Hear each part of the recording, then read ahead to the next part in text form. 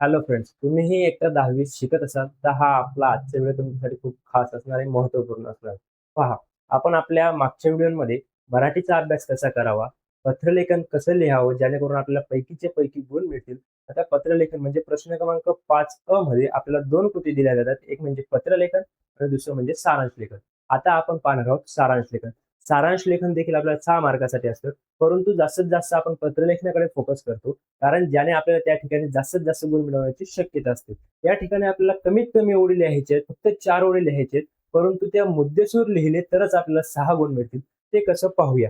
पहा, सारांश लेखन हे देखील आपल्याला 6 गुणांसाठी असतं प्रश्न क्रमांक 5 मध्ये. तर सारांश लेखन म्हणजे काय, सर्वप्रथम आपल्याला हे समजणं गरजेचं असणार आहे. आता जर समजा आपण एखादी थिएटरला पिक्चर पाहण्यास गेलो मित्रांनो, हा आपण 2 तासाचा पिक्चर पाहिला आणि घरी येऊन जर आपल्या आई वडिलांनी आपल्याला विचारलं की तू आज कोणता पिक्चर पाहिला किंवा त्यात होतं तरी काय, तर आपण घरी येऊन जी समरी पिक्चरची सर्व सांगतो. आपण आता 2 तास जर पिक्चर पाहिला तर 2 तास तसं तसं आपल्याला सांगता येईल का? आपण जास्तीत जास्त 5 ते 10 मिनिटात घरी आई वडिलांना समजावून सांगतो की असं झालं, असा हिरो, अशी फायटिंग. तर त्याच प्रकारे आपल्याला एक मोठा पॅसेज दिलेला असतो. आपल्याला एक मोठा पॅसेज दिलेला असतो, प्रश्नपत्रिकेमध्ये एक उतारा दिलेला असतो.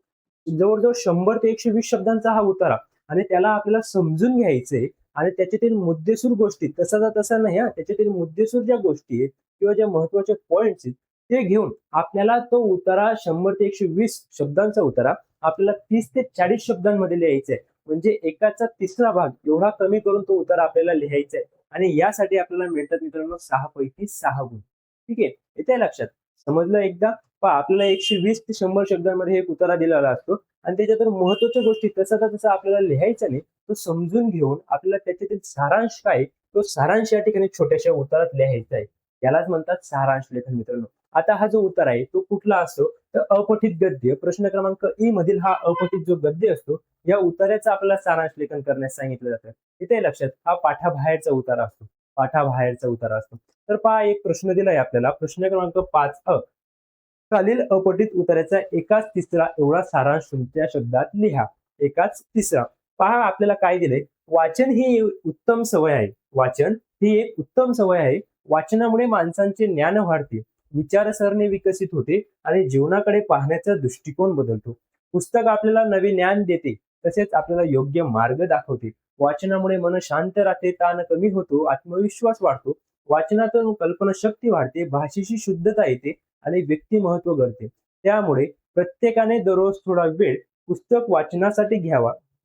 पुस्तक हे माणसाचे खरे मित्र आहे, जे कधीही साथ सोडत नाही. या ठिकाणी आपल्याला वाचन आणि पुस्तक त्याचबरोबर यांचे महत्व आपल्याला त्या ठिकाणी सांगितले. त्यांनी सांगितलंय की मन शांत होते, ताण कमी होतो, आत्मविश्वास आपला वाढतो, पुस्तक आपला मित्र आहे, वाचनामुळे माणसाला ज्ञान प्राप्त होते, सुखी समृद्धी होतो, भाषणाची शुद्धता येते. हे सर्व आपल्याला सांगितलंय. आता याच्यातील आपल्याला सारांश हा ओळखून घ्यायचा आहे आणि तो आपल्याला छोट्याशा पॅसेजमध्ये म्हणजे छोट्याशा उतार्यात एकाच तिसऱ्या एवढ्या सारांश करून तो लिहायचा आहे. आता पहा, या ठिकाणी वाचन ही उत्तम सवय आहे. त्यातून ज्ञान वाढते आणि विचारसरणी विकसित होते. तुम्ही म्हणशाल इथलीच ओळ अशी उचलली. वाचन ही उत्तम सवय आहे. वाचनामुळे माणसाचे ज्ञान विकसित, विचारसरणी विकसित होते आणि जीवनाकडे पाहण्याचा दृष्टिकोन बदलतो. हे 2 ओळींमध्ये मित्रांनो आपण त्याचा छोटासा भाग घेतला, जो महत्त्वपूर्ण आपल्याला वाटला, की वाचन ही उत्तम सवय, त्यातून ज्ञान वाढते आणि विचारसरणी विकसित होते. त्यातल्याच शब्दांचा आपल्याला वापर करायचा आहे, परंतु वेगळ्या स्वरूपाने आणि महत्त्वपूर्ण स्वरूपाने. पहा, पुस्तक नवे ज्ञान देते, मन शांत करते आणि आत्मविश्वास वाढवते. पुस्तक आपल्याला काय ज्ञान देते, मन शांत करते आणि आपला आत्मविश्वास वाढवते. व्यक्तिमत्व घडवण्यासाठी वाचन आवश्यक आहे. पुस्तक हे आपले मित्रच आहे, असे समजून दररोज पुस्तकांचे वाचन आपण करण्याचे गरजेचे आहे. अशा प्रकारे जर तुम्ही थोडक्यात जो आपल्याला उतारा दिलाय त्याचं लेखन जर केलं, तर तुम्हाला त्या ठिकाणी 4+ म्हणजे जवळजवळ 5-6 गुण मिळण्याची शक्यता असू शकते.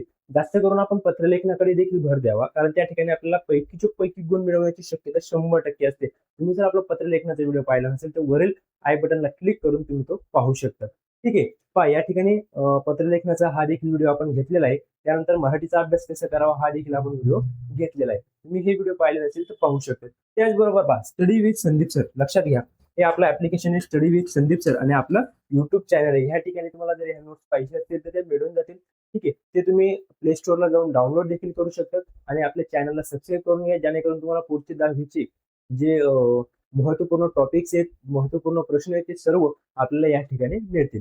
भेटूया मित्रांनो आपल्या पुढच्या व्हिडिओमध्ये. थँक्यू फ्रेंड्स वॉचिंग दिस व्हिडिओ.